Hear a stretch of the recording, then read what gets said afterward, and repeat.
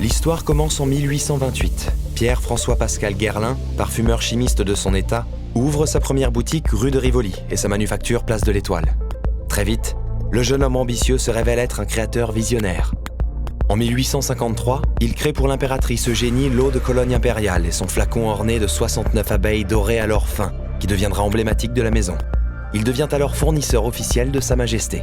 C'est la consécration. Emporté par le tourbillon de l'époque, Paris devient la capitale de l'élégance, et Guerlain, sous la direction de Pierre-François Pascal, en est le sillage. Son fils Aimé lui succède. Inventeur de la parfumerie moderne, il fait écho au mouvement impressionniste et s'éloigne du figuratif au profit de l'abstraction. En 1889, Jicky est le premier parfum moderne à mêler matières naturelles et de synthèse. Pour Aimé, le parfum est avant tout une émotion. Parmi ses inspiratrices, la Parisienne, élégante et inimitable, deviendra sa muse absolue. Il compose pour elle des parfums et contribue à créer ce mythe éternel de beauté. La relève est assurée par Jacques Guerlain, neveu d'Aimé. Il est le plus inspiré et le plus prolifique créateur de tous les temps. On lui doit plus de 400 créations, parmi lesquelles L'Heure Bleue, Mitsuko ou Chalimar, premier oriental de la parfumerie. Inspiré par ses amis artistes, il crée Sous le vent pour Joséphine Baker, Vol de nuit en hommage à Antoine de Saint-Exupéry ou encore Coq d'or pour le chorégraphe Diaghilev. L'art du parfumeur atteint son paroxysme. Avec Jacques, le parfum sera un objet de désir, ou ne sera pas. Jean-Paul Guerlain, petit-fils de Jacques, rejoint son grand-père dès l'adolescence dans l'usine de Courbevoie. Ensemble, ils créeront Aude, le parfum de la transmission.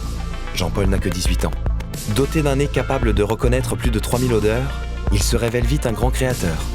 On lui doit notamment Habit Rouge, Vétiver ou encore Samsara. Véritable Marco Polo des essences, il explore la planète à la recherche des matières premières les plus rares et précieuses pour séduire les femmes dont il est passionnément amoureux. Héritier de Jean-Paul, Thierry Vasseur est le 5e parfumeur. Il s'inscrit dans la continuité de ses prédécesseurs.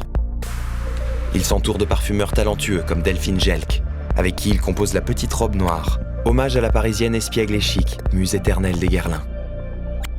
Il dresse le portrait olfactif de l'homme idéal, mais c'est avec Mon Guerlain, lancé dans le monde entier en 2017, que Thierry Vasseur, passionnément féministe, célèbre les femmes d'aujourd'hui. Depuis 1828, la maison Guerlain raconte une histoire d'amour et de transmission à travers chacune de ses 1100 créations.